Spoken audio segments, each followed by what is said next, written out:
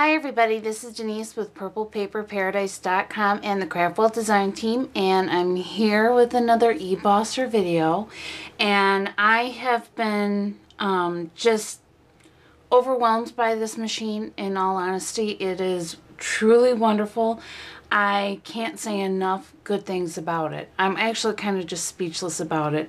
And I've been getting a lot of requests for more videos about it. I know all of you are very excited to get your eBossers, and I really hope you get them soon so that you can actually see for yourself that how wonderful this machine is. It just really has made such a huge difference in my craft room, and I know it will in yours too. So today's video is about doing some things that are a little bit out of the ordinary with your eBosser. So the first thing that I'm going to show you today is how to emboss a leaf onto paper. If you can see that, it might be a little hard to see, but there's actually a leaf print in that paper, and I did that with my eBosser in a product called No More Shims embossing mat, which is this right here.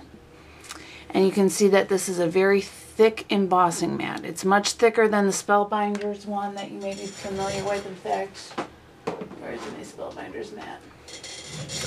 Here's the Spellbinders mat, and then here's the No More Shims. I would say it's probably 2 to 3 times thicker than the Spellbinders mat. So this mat is wonderful because it allows us to do some things that otherwise you wouldn't be able to do. For example, the leaf, but also flattening out bottle caps. You can see there I got a perfectly flattened bottle cap there, and I did that with my eBosser. So I'm going to show you how to do both of those things today in my video. So we're going to start with our leaf print here first. The sandwich that we want to use is our C and D plate with our Shim E in between it.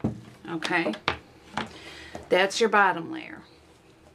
Then what we're going to do is we're going to place our leaf, and I just picked this leaf off of my hydrangea bush, and add a piece of paper on top, our No More Shims embossing mat, and then follow that up with the A plate. And we're going to go ahead and feed that on through the eBosser.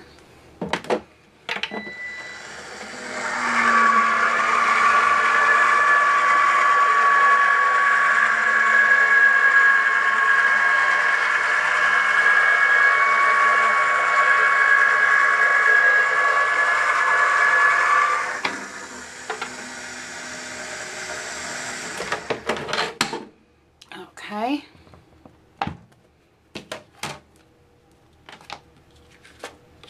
And there you can see, now the paper is a little bit wet when you do this because it actually, the eBosser presses the leaf so much that it's actually like completely flat, and it kind of pressed out some of the moisture into the paper. So you can see like there's a wet spot right there, but that will dry, and you can actually see all of those veins in the leaf. I'm not sure how well you can pick it up here on camera, but they're there.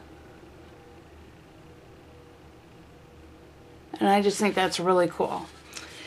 And the other thing, this is something that I've done quite a few times actually, is flatten out bottle caps. And I love working with bottle caps, and in fact I'm working with them on my project today, so that's why I figured I better figure out how to do this. So the sandwich for this is a little bit different. It's what I would probably call an unconventional sandwich because we're actually not going to use our A plate at all. I'm starting with my D plate, placing my B plate on top, then my bottle caps with the edge facing up. And I do about 6 at a time. You don't want to try and do too many. And then No More Shims embossing mat. And then we're going to top that with our C plate. And let's go ahead and run that through.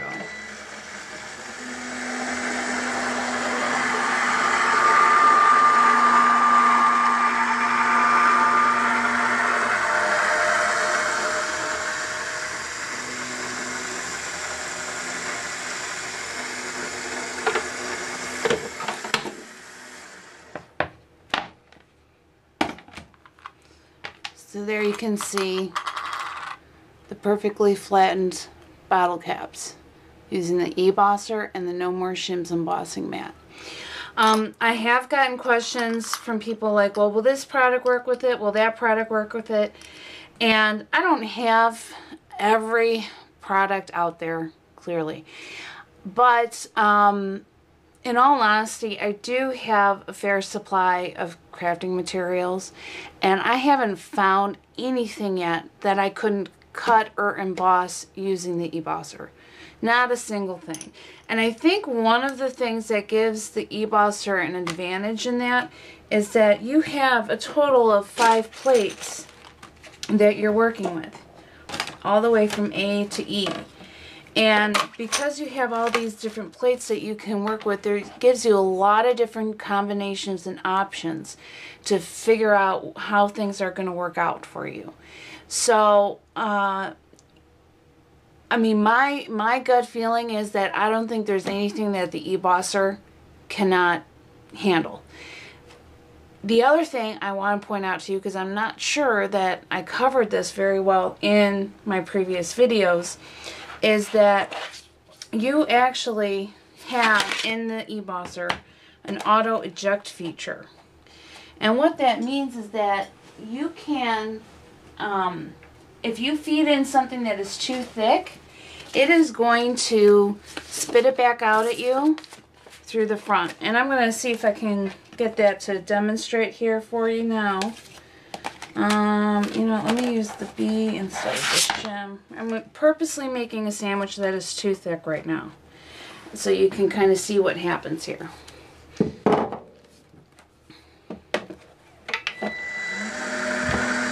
And actually that's like way, way, way too thick because it won't even like accept it. So let me change out my B for the E. Let's see. Can get that too. It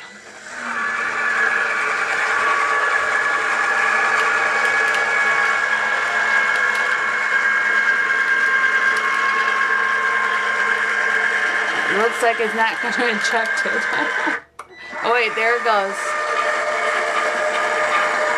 That's the auto eject feature. It probably got to a point in the A plate where there was a bit of a bump and sensed that it was too thick, and that's why it spit it back out the front. So you can see that it only embossed a portion of this paper. It stopped right here. So that is the auto eject feature. So if you're experimenting at home with your eBosser, go ahead and truly just experiment. If you think something might be too thick, try it, because you never know. If it spits it back out at you, then you know it was too thick. And like with when you saw me earlier where it was way too thick, I just substituted out my B for my E to make it a little bit thinner. Every single one of your 5 plates that comes with the eBosser is a different thickness, so there's lots of options available. So that is my video here on the eBosser for today. I hope you all have a wonderful day. This is Denise with PurplePaperParadise.com and the Craftwell Design team. Thanks, everyone.